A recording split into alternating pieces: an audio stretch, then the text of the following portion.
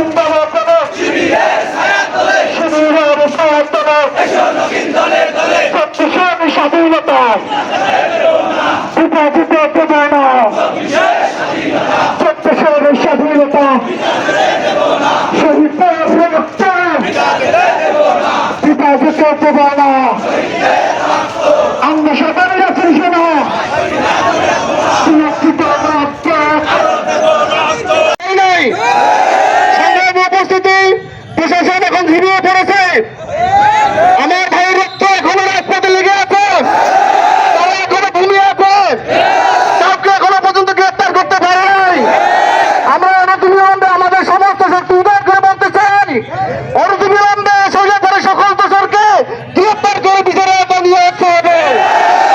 সমস্ত উপস্থিতি এ পর্যায়ে বক্তব্য নিয়ে আসেন বাংলাদেশ ইসলামী ছাত্র শিবির দিলবাড়ি শহর শাখার সংগ্রামী সভাপতি ছাত্র শফিকুল ইসলাম। আলহামদুলিল্লাহ রাব্বিল আলামিন, ওয়াসসালাতু ওয়াসসালামু আলা রাসূলিল কারীম, আম্মা বাদ। আউযু বিল্লাহি মিনাশ শাইতানির রাজীম, বিসমিল্লাহির রহমানির রহিম।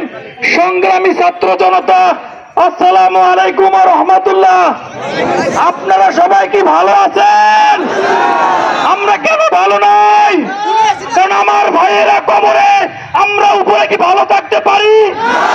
আমরা এই সরকারকে উদাত্ত আহ্বান জানাই, যারা আমার ভাইকে শহীদ করেছে, যারা আমার ভাইকে পঙ্গুত্ব করেছে, যারা আমার ভাইকে আহত করেছে, তারা কেন এই বাংলায় ঘুরে বেড়াবে? ছাত্র জনতা সরল মনে আমাদের প্রশ্ন, আমরা বর্তমান সরকারকে আহ্বান করব, এই সমস্ত খুনিদের দোষরদেরকে দ্রুত গ্রেপ্তার করতে হবে। আমরা যে জন্য এই আন্দোলনের সঙ্গে সম্পৃক্ত হয়েছিলাম, সেই সময় কি সুযোগ আমরা কি পেয়েছি?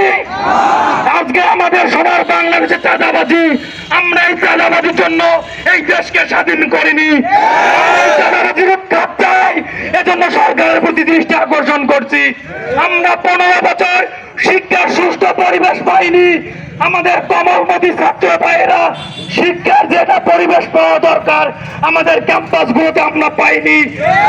আমাদের অন্তর্বর্তী